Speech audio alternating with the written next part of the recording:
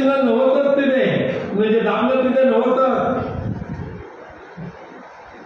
या सर्वोच्च न्यायालयाच्या न्यायमूर्ती आहे दक्षिणेकडच्या, त्यांनी 4 दिवसापूर्वी सांगितलं नरेंद्र मोदींच्या या देशामध्ये झालेली नोटबंदी म्हणजे गरिबांना नष्ट करणारी ती नोटबंदी आहे. देश गरिबीच्या खाई ढकलणारी ती नोटबंदी आहे. ते सर्वोच्च न्यायालय सांगत आहे.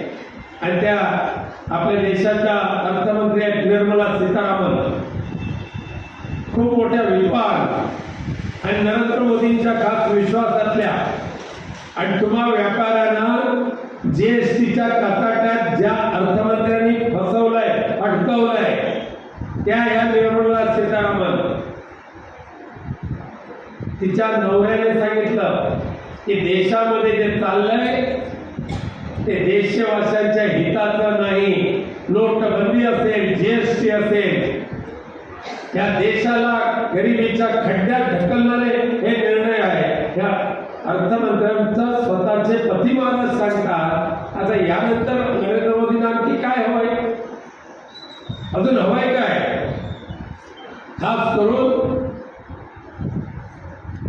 त्या देशामध्ये अराजक माजवायचं, त्या देशामध्ये हुकुमशाही राजवट आणायची, या देशामध्ये एक ठराविक धनदांडग्यांच्या हितासाठी, खैलिशांच्या हितासाठी अख्खा देश त्याच्यासमोर घाण टाकायचा. या अदानी आता आपल्या संगमेश्वर पर्यंत आलेला आहे. संगमेश्वरच्या सह्याद्री पट्ट्यातली शेकडो एकर जमीन अदानीने कधी हडप केली ती कोणाला कळलंच नाही. मेलेल्या माणसाला सुद्धा जिवंत केलं, खोटे नाटे कागदपत्र केले. आणि विनायक राऊतला ज्या वेळेला माहिती पडलं त्यावेळेला विनायक राऊतने असा विचार केला नाही, अदानी म्हणजे साक्षात नरेंद्र मोदी, अरे कोणी असता तुम्ही, माझ्या कोकणवासियांच्या हितासाठी विनायक राऊत सक्षम आहे, त्यांच्या हितासाठी लढण्यासाठी, झगडण्यासाठी.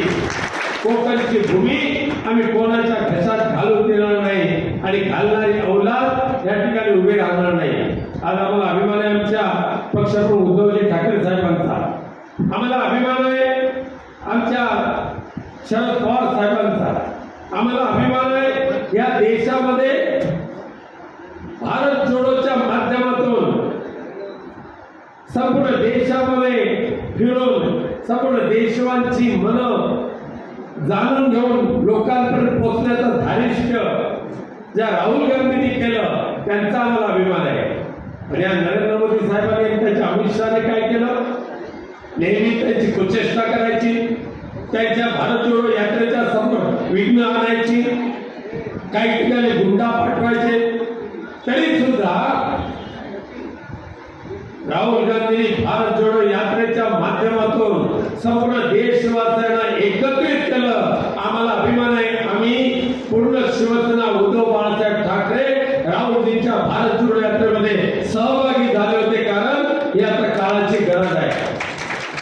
वेगवेगळ्या घोषणा देणारे नरेंद्र मोदी एका बाजूला आणि देशाची एकसंघता, देशाचं संविधान, देशाची घटना, देशातील लोकशाही कायम टिकून ठेवण्यासाठी धडपडणारी इंडिया आघाडी हे एका बाजूला. इंडिया आघाडीची स्पर्धा कोणी करू शकत नाही. आणि आश्चर्य असं आहे की आपल्या ह्या मतदारसंघामध्ये काल एका नारायण राणेंचं नाव जाहीर झालं, 2 दिवसापूर्वी सर्वे, त्यामुळे नारायण राणे जिंकणार. अरे त्याचं नावच जाहीर नाही झालं तर जिंकणारच कसा?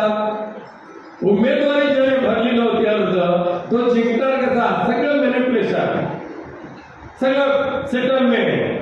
आज या कोकणामध्ये नारायण राणेंसारखी अपप्रवृत्ती आपल्याला परवडणारी नाही.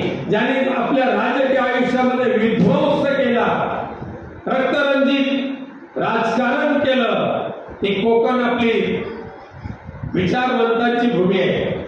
परमपूज्य बाबासाहेब आंबेडकर इथले, लोकमान्य टिळक इथले, स्वातंत्र्यवीर सावरकर इथले, रत्नागिरी, अशा या कोकण भूमीमध्ये नारायण राणेंसारखी एक हैवानाची जा.